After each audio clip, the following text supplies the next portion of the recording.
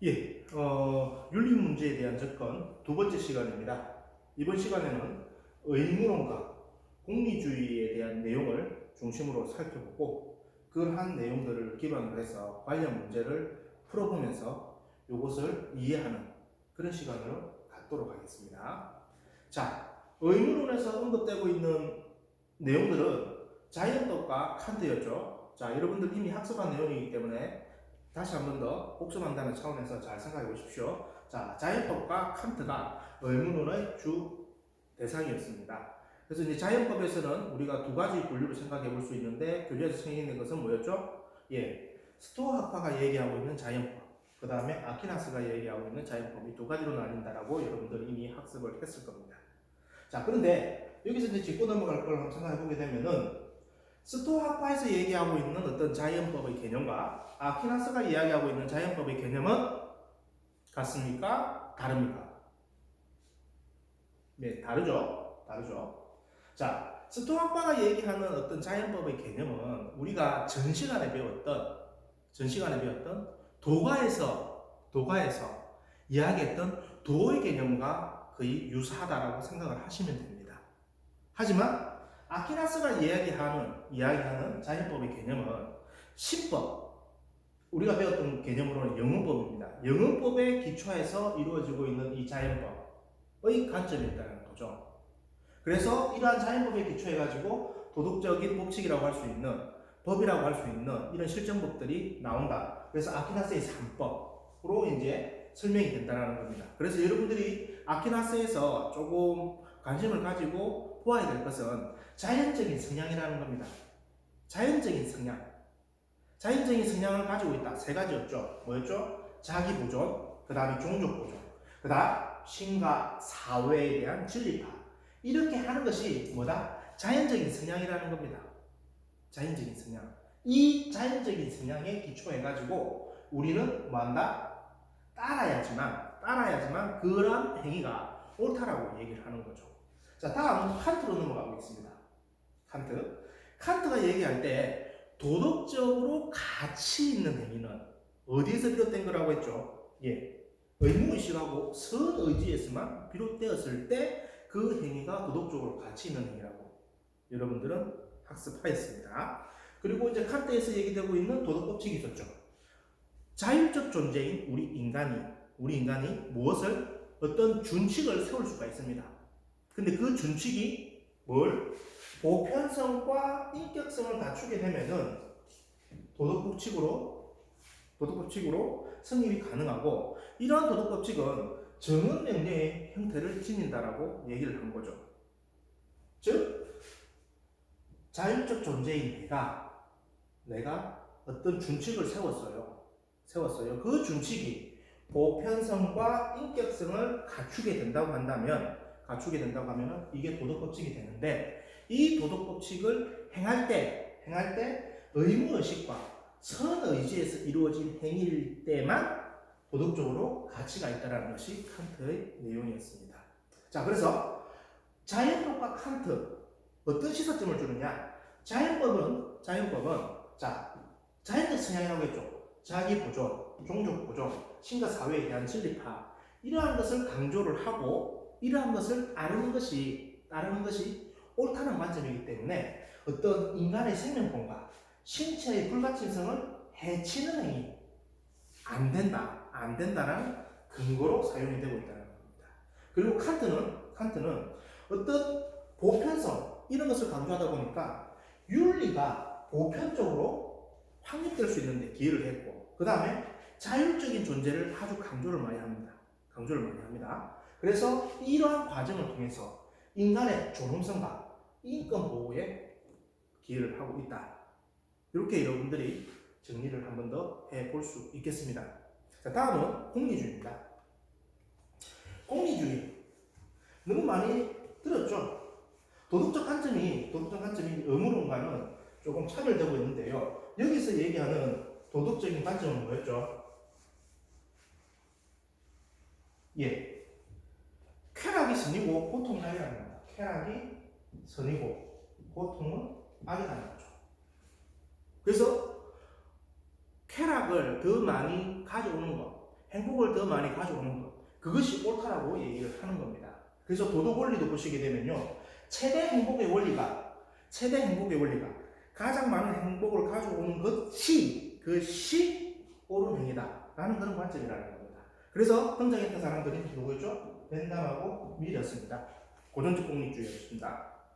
전통적인 공리주의에서는 벤담과 밀이 언급이 되었죠. 근데 이제 차이점은 뭡니까? 양적인 것과 질적인 부분 얘기했는데, 여기서 이제 우리가 짚고 넘어가야 될 건 뭐였죠? 밀은 질적 공리주의. 벤담과는 어떤 구분되는 질적 공리주의라고 하지만 양을 인정을 한다는 겁니다. 아시겠죠? 벤담은 뭐죠? 질은 인정하지 않았죠. 양적인 것만 인정을 했지만 밀은 양적인 것을 인정하면서도 질적인 차이를 더 강조를 했다는 거. 요즘 기억하셔야 될 것 같고요. 그 다음에 이제 여러분들이 헷갈리지, 정리가 좀 안 됩니다. 헷갈리기보다는 행위공리주의. 어떤 행위가 옳은가? 그래서 그 행위, 개별적인 행위가 가져오는 쾌락이나 행복에 따라서 옳고 그름이 결정이 된다는 겁니다. 행위의 결과가 더 많은 행복을 가져오는 쪽이 옳다라는 겁니다. 이런 관점이 우리가 앞에 배웠던 벤담과 밀의 관점입니다. 행위공리주의. 근데 규칙공리주의는 다릅니다. 관점이 틀려요. 행위공리주의에서는 행위가 중심이 되고 그 행위에서 어떤 것이 더 옳은가라 얘기를 할 때 A를 행위를 할 수 있고 B 행위를 할 수도 있습니다. 근데 A 행위보다 B 행위를 했을 때 더 많은 쾌락을 가져온다고 하면은 A보다는 B가 더 도덕적으로 옳다라는 거고, 규칙공리주의는 행위가 기준이 아니고 규칙이 기준이 된다는 겁니다. A 규칙을 따를 수도 있고 B 규칙을 따를 수도 있다는 거죠. 근데 A 규칙을 따르는 것보다 B 규칙을 준수했을 때 도덕적으로 더 옳다라고 얘기할 수 있는 거죠. 그래서 어떤 규칙이 최대의 유용성을 산출하는지를 판단을 합니다. 그래서 그 규칙에 부합하는 행위가 옳다라는 겁니다. 관점이 차이가 있다는 겁니다. 행위 공리주의는 한 개개인의 행위에 관점이 가져간다라고 한다면, 규칙 공리주의는 그 규칙에 포인트를 둔다는 거죠. 그 포인트가 서로 다르다는 겁니다. 이 내용이 정리가 좀 안 되는 친구가 있어가지고 다시 한 번 더 강조를 하는 겁니다. 자, 그래서 공리주의는 어떠하다? 도덕의 목적이 행복에 있고, 이거 잘 기억하셔야 돼요. 개인의 행복만 강조하는 것이 아니라 사회 전체의 행복을 좋아한다는 겁니다. 좋아시킨다는 겁니다. 공리주의이기 때문에. 혹은 사회 전체의 행복만을 좋아시키고 개인의 행복을 무시하는 거 아닙니다. 개인의 행복과 사회의 행복 서로를 좋아시키는 겁니다. 공리주의는. 그리고 현실적으로 가장 좋은 결과를 가져오는 대안을 도출시킬 수 있다. 어떤 대안을 마련을 해야 되는데 계속해서 토론하고 탐구하고 이렇게 할 수만은 없잖아요. 그럼 우리가 얘기하는 최대 다수의 최대 행복, 이 원리에 의해 가지고 다수결의 원칙 사용하잖아요. 그런 관점에서 여러분들이 이 문구를 이해를 하시면 되는 겁니다. 현실적으로 가장 좋은 결과를 가져오는 대안을 효율적으로 만들어낼 수 있다는 겁니다. 그래서 지금 우리가 보았던 이런 공리주의, 그 다음에 의문론의 자연법, 그 다음에 칸트 내용이 여러분들 관점에서는 이제 어려울 수도 있겠지만 결코 어려운 부분은 아닙니다. 더군다나 여러분들은 윤리와 사상을 2학년 때 배웠기 때문에 그거와 비교했을 때는 아주 얕은 지식을 가지고 들어가고 있는 거기 때문에 여러분들이 여기서 절대 어려워해서는 안 된다는 것 다시 한 번 더 강조를 하고 싶습니다. 자, 그러면은 이제 이런 내용들을 바탕으로 해서 우리가 문제를 한번 살펴보도록 하겠습니다. 문제는 여러분들이 이미 풀어봤던 문제예요. EBS 교재에 있는 내용을 다시 가져왔는데요. 자, 보시겠습니다. 기억니은에 대한 옳은 설명만을 보기에서 있는 대로 골라라. 기억니은이 무엇이냐? 기억은 별이 빛나는 하늘이고 니은은 내 마음속에 있는 도덕법칙이다. 자, 제가 이제 여러분들 학습 과제에 올리고 난 뒤에 이런 얘기를 합니다. 학습 내용을 잘 공부했다면 문제에 이것을 잘 적용시켜 봐야 된다고 했는데요. 자, 문제에 한번 적용해보자는 겁니다. 도덕법칙은 모든 이성적 존재 전체에게 단지 우연한 조건에서 예외적으로 적용되는 것이 아니라 절대적이고 필연적으로 적용되어야 한다. 생각하면 할수록 더욱 새롭고 더욱 높아지는 감탄과 경애로 나의 마음을 가득 채우는 것이 두 가지가 있다. 이쯤 되면은 이제 누구인지를 여러분들이 아셔야 돼요. 이 문구들 딱 보는 순간 확정을 짓죠. 그것은 내 위에 있는 별이 빛나는 하늘, 그리고 내 마음속에 있는 도덕법칙이다. 누구죠? 예, 칸트죠. 칸트의 그래서 내용이 이제 발췌가 된 겁니다. 자, 그러면 기억에서 얘기하고 있는 별이 빛나는 하늘은 뭐죠? 자연을 얘기하는 겁니다. 자연. 그리고 내 마음속에 있는 도덕법칙, 이것은 인간, 우리를 얘기하는 거죠. 어떤 인간이죠? 자율적인 존재. 그래서 칸트는 감탄과 경애로 나의 마음을 가득 채우는 것을 두 가지는 뭐다? 내가 바라보고 있는 자연 현상, 그리고 내 마음속에 있는 자율적 존재로서 무언가를, 도덕법칙을 만들어낼 수 있는 그러한 면, 상당히 감탄스럽고 경이롭다라고 얘기하는 겁니다. 자, 그 관점에서 보게 되면은 기억은 자연법칙의 지배를 받는 자연현상이다. 맞죠? 니은은 보편적이고 절대적인 정언명령이다. 칸트가 얘기했던 도덕법칙의 특징은 뭐였죠? 일단 정언명령이라고 했죠. 가언명령이 아니라고 했습니다. if, 만약에 뭐 하면 뭐 한다가 아니라 반드시 뭐 해야 한다라는 정언명령이라고 했습니다. 그리고 보편적이죠. 준칙이, 도덕법칙이 되기 위해서는 그 준칙이 보편성과 인격성의 과정을 거쳐야 된다고 했잖아요. 그래서 보편적이다. 그리고 절대적인 정언명령이다. 맞는 얘기죠. 자, 니은은 당위의 입법으로 자기 자신을 규율하는 법칙이다. 당위가 뭐죠? 첫 시간에 얘기를 했었는데 무엇을 해야 한다라는 겁니다. 당위, 무엇을 해야 한다. 즉, 이 말인즉슨 도덕적으로 가치 있는 행위는 앞서 뭐라고 했죠? 의무의식, 선의지에 기초한 행위라고 했잖아요. 그게 도덕적으로 가치 있는 행위라고 했죠. 그래서 당위의 입법입니다. 당위의 입법, 자기 자신을 규율하는 법칙이다. 그렇기 때문에 이 부분도 맞습니다. 자, 기억 니은은 인간이 자유롭게 조절할 수 있는 대상이다. 택도 없는 얘기죠. 그래서 답은 뭡니까? 기억 니은 디귿. 그래서 답은 4번이 되는 겁니다.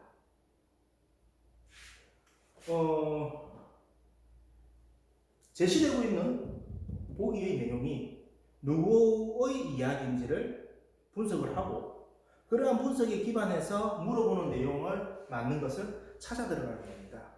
어렵지 않은 내용이에요.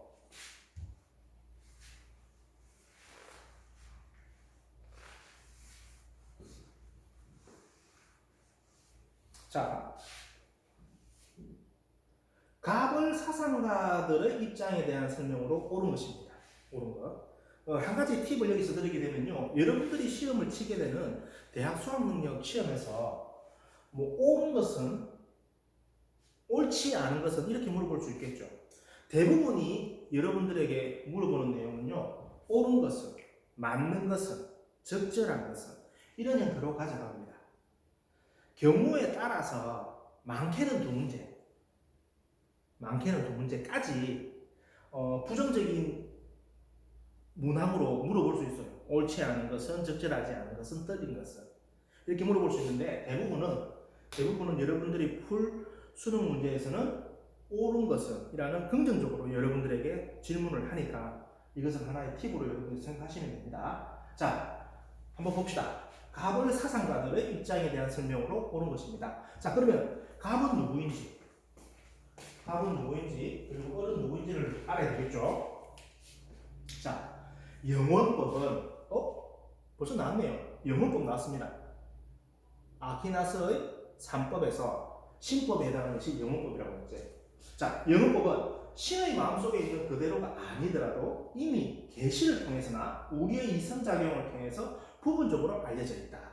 자연법은 영원한 법이 이성적인 피조물에 관여한 것이므로 인간이 분명하게 정립할 수 있는 교훈들로 이루어져 있다. 이러한 것들이 아까 말씀드렸던 자연적 성향에 기초한 그런 내용들이라는 겁니다. 그런 내용이라는 겁니다. 그럼 이거 뭐죠? 네.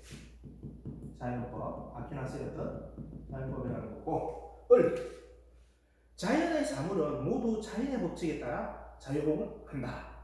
오직 이성적 존재만이 원리에 따라 행위하는 능력과 의지가 있다. 자연의 사물과 그 다음에 이성적 존재인 우리 인간을 두 개를 뭐하고 있죠? 구분하고 있는 겁니다. 의지란 이성이 경향성으로부터 독립해서 실천적으로 필연적이라고, 다시 말해 선하다고 인식하는 것만을 선택하는 능력이다. 선하다고 인식하는 것을 선택하는 능력이다. 누구죠? 칸트죠. 자연과 인간을 두 개를 구분을 하면서 이성적 존재인 우리 인간이 뭐하는 것? 도법칙을 찾아낼 수 있는 어떤 존재라는 것을 강조를 하고 있는 겁니다. 자, 그래서 보시게 되면은 1번 자연법이죠. 사회적으로 유용한 행위만을 도덕적이라고 한다. 아니죠. 이건 어디입니까? 공리주의죠. 우리가 배웠던 공리주의 관점인 거고요. 갑은 역시 자연법입니다. 자기 보존의 본성을 거스리는 행위는 옳지 않다라고 본다. 자기 보존의 본성을 거스리다, 어긴다, 옳지 않다라고 본다. 맞습니까? 틀립니까? 맞죠. 자연적 성향을 따라야 된다는 것이 아퀴나스의 자연법 내용이었습니다. 그렇기 때문에 2번을 맞는 거고요. 칸트라고 얘기했죠. 자신의 감정과 자연적 경향성에 따라야 도덕적이라고 본다. 도덕적으로 보는 것은 뭐라고 했죠? 의무의식과 선의지에서 나오는 것이라고 했기 때문에 이거는 아니라는 겁니다. 그 다음에 을은 도덕법칙이 사회적 관습과 양립 가능할 때 가치를 지닌다고 본다. 역시 아닙니다. 오로지 의무의식과 선의지 요거에 기초해서 도덕법칙은 가치를 지닌다고 보는 겁니다. 사회관습과 양립 가능할 때 이런 거 안 따집니다. 이런 거 안 따져요. 그 다음에 갑을은 도덕적 의무가 사회적 효용성에 따라서 결정되어야 한다고 본다. 역시 이것도 상관이 없는 내용입니다. 뭐에 대한 얘기죠? 공리주의 내용을 그냥 갖다 옮긴 겁니다. 그렇게 보게 되면 답은 몇 번이다? 2번이 된다는 거죠. 지금 이렇게 이제 우리가 문제를 살펴보고 있는 이유는 무엇이다? 앞서 살펴봤던 이론적인 내용들을 실제 적용하면서 내가 얼마나 학습이 잘 되었는지를 점검하는 그런 차원이라는 겁니다. 문제가 어렵고 쉽고가 개념이 아니라 학습한 내용을 실제 적용해보는 그런 과정으로 여러분들이 해석을 해야 됩니다. 자, 다음입니다. 자, 가사상의 입장에서 나의 A에게 제시할 수 있는 조언으로 가장 적절한 것은 무엇인가? 이렇게 물어보고 있는데요. 자, 그럼 또 가사상자가 누군지를 우리가 알아야 되겠죠. 자, 도덕법칙은 완전한 존재자의 의지에 대해서는 신성의 법칙이지만 모든 유한한 이성적 존재자에 대해서는 의무의 법칙이다. 이 법칙에 대한 존경심에 의해서 자신의 의무에 대한 외경에서 행위를 규정하는 도덕적 강제의 법칙이다. 칸트죠. 여기서 또 한 가지 팁을 말씀드리게 되면요. 제시되고 있는 제시문 N은 제시문에는 반드시 누구의 사상인지를 알 수 있는 힌트가 제시가 되고 있습니다. 그래서 여러분들이 조금만 기본적으로 그 사상가들의 이론적인 내용을 알게 된다고 한다면 쉽게 구분할 수가 있어요. 여기서는 뭡니까? 외경이라는 이런 개념들, 그 다음에 의무라는 개념들, 그 다음에 계속해서 법칙에 대한 얘기를 하고 있죠. 종명심. 이런 힌트를 통해서 누구인지를 알 수 있다? 칸트인지를 알 수가 있다는 겁니다. 그러면 칸트의 관점에서 뭐 하는 겁니까? A는 학교 가는 길에 폭력배들이 A 친구를 괴롭히고 있는 것을 보았는데 A는 친구를 도와줘야 할지 모르는 척 지나가야 할지 고민을 하고 있다는 겁니다. 거기에서 선지에서 칸트의 관점을 찾으면 되는 겁니다. 자신과 친구의 고통이 최소화되도록 행동하렴. 아니죠. 공의주의 관점에서 얘기를 하고 있는 거고요. 학교에 늦을 수 있는 상황임을 고려하여 판단하렴. 이것도 아니죠. 칸트는 뭐라고 했습니까? 도덕적 의무의식, 그 다음에 선의지, 이런 관점이고, 그러한 법칙은 내 준칙이 보편성과 인기성을 가져야 된다고 했습니다. 그 관점만 생각하시면 되는 거예요. 친구를 도와주는 것이 장기적으로 이익이기면 명심하렴. 장기적인 이익은 안 따집니다. 친구의 고통을 외면하는 것이 보편화 가능한 도덕 법칙이 될 수 있는지를 검토하렴. 맞아요? 틀려요? 예, 맞죠. 친구가 괴롭힘을 당하는 것보다 자신이 괴롭힘을 당하는 것이 항상 옳음을 명심하렴. 예, 상관없죠. 칸트의 관점에서 보게 되면은 친구의 고통을 외면하는 것이, 친구가 이렇게 고통을 받고 있는데 내가 만약 이것을 외면한다? 그럼 나의 이 외면하는 행위가 보편적으로 적용된다고 했을 때 이게 성립 가능한가? 성립 안 가능하네. 그럼 난 뭐 해야 된다? 거기에 대한 의무의식으로 도와줘야 된다는 겁니다. 아시겠죠? 어렵지 않아요. 자, 다시 한번 더 얘기합니다. 제시되고 있는 제시문에는 반드시 누구인지를 알 수 있는 힌트가 나가 있습니다. 그것을 여러분들이 찾아가지고 그 사상가를 맞추면 되는 거예요. 자, 마지막 문제라고 할 수 있겠습니다. 공리주의죠. 갑을 사상가들의 입장에서 볼 때 질문에 모두 옳게 대답하는 것은, 자, 갑 누군지, 을 누군지 봅시다. 쾌락과 고통을 평가할 때 고려해야 할 것은 강력성, 지속성, 확실성, 원근성, 뭡니까? 딱 나오죠? 벤담이죠, 벤담. 왜 벤담입니까? 양쪽 공리주의를 얘기를 하면서 그 양을 계산할 수 있는 근거로서 이런 것들을 얘기를 했다는 거. 여러분들이 이미 학습하셨습니다. 이렇게 힌트를 준다는 겁니다. 그리고 쾌락과 고통의 가치가 그것을 낳는 행위의 영향을 평가하기 위해 다사성과 수축성 계산에 넣어야 한다. 범위 역시 넣어야 된다. 자, 어떤 종류의 쾌락이 다른 종류의 쾌락보다 훨씬 더 바람직하고 한층 더 가치 있다는 점을 인정해야 한다. 한층 더 가치가 있다. 뭘 보고 있는 겁니까? 그렇죠. 질이죠. 그래서 이건 누구다? 밀이라고 여러분들이 알 수 있습니다. 다른 모든 것을 평가할 때는 양뿐만 아니라 여기도 질도 고려하면서 쾌락을 평가할 때는 양에만 의존하는 것은 불합리하다. 그래서 결국 을은 공리주의를 얘기를 하는데 갑은 된다. 을은 밀 이런 거라는 겁니다. 자, 그래서 갑의 대답과 을의 대답이 제대로 되어 있는 건지 물어보고 있는 겁니다. 질문. 쾌락을 주는 행위는 선하고 고통을 주는 행위는 악한가? 두 명 다 공리주의의 관점이고 공리주의에서는 쾌락을 주는 행위는 선하고 고통을 주는 행위는 악하다라고 대답을 하죠. 그래서 예 대답하는 게 맞습니다. 그럼 답은 뭐죠? 예, 1번이 되는 겁니다. 자, 2번 볼게요. 도덕적 행위의 실천과 사회적 행복의 실현은 양립 가능한가? 도덕적 행위의 실천과 사회적 행복의 실현은 양립 가능한가?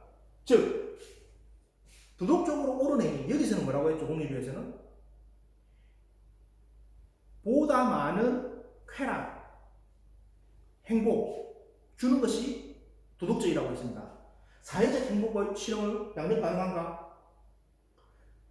개인의 행복과 사회의 행복을 만다고 했죠. 조화시킨다고 했죠. 그래서 공리주의 관점에서 보게 되면은 여기도 얘가 돼야 됩니다. 그래서 이건 틀린 거고요. 행위를 평가할 때는 행위의 동기보다 결과를 중시해야 되는가? 자, 동기보다 결과를 중시하는 거. 공리주의는 어디죠? 그렇죠. 결과를 중요합니다. 그래서 이것도 다시 벤다, 밀, 둘 다 결과를 중시하기 때문에 얘가 된다는 거죠. 도덕은 다른 목적을 위한 수단이 아닌 그 자체로 가치 있는 것인가? 누구죠? 다른 목적을 위한 수단이 아닌 그 자체로 가치 있는 것인가? 이것은 어떻게 보면은 칸트적인 관점에서 대답할 수 있는 겁니다. 그래서 공리주의 관점에서는 둘 다 아니오가 되겠죠. 아니요. 그 다음에 쾌락을 계산할 때는 쾌락의 양과 질을 함께 고려해야 하는가? 자, 벤담은 질을 포장한다고 했습니다. 그래서 아니요. 하지만 밀은 어떻다고 했죠? 양적인 부분을 인정하지만 그럼에도 불구하고 질적인 부분도 고려해야 된다는 겁니다. 그래서 함께 고려해야 되는가? 예. 이렇게 대답을 할 수가 있다는 겁니다. 그래서 답은 다시 한번 또 확인해 보게 되면 1번이 되는 거겠죠. 자, 그래서 우리가 간단하게 의무론과 공리주의 내용을 살펴보았고요. 그리고 그와 관련된 문제들을 풀어보면서 학습 내용을 다시 한 번 더 점검을 해봤습니다. 어렵지 않은 부분입니다. 여러분들이 공부를 하면서 잘 이해가 안 되는 부분 있으면 언제든지 우리 학습 과제 제출하는 다음 카페에다가 글을 올려주시기 바랍니다. 그러면 이런 식으로 해서 보안 강의를 계속 진행을 할 수 있도록 할 거고요. 다음 시간에는 이제 등률리를 중심으로 해서 여러분들에게 보강을 해드릴 거고, 그 다음에 관련된 또 문항을 풀어볼 계획입니다. 문항을 풀어볼 때는 여러분들이 학습 과제로 제출했던 틀렸던 부분들 다시 한 번 더 점검이 될 수 있도록 할 거고요. 그때까지 여러분들 열심히 공부하시기를 응원하겠습니다. 예, 수고하셨습니다.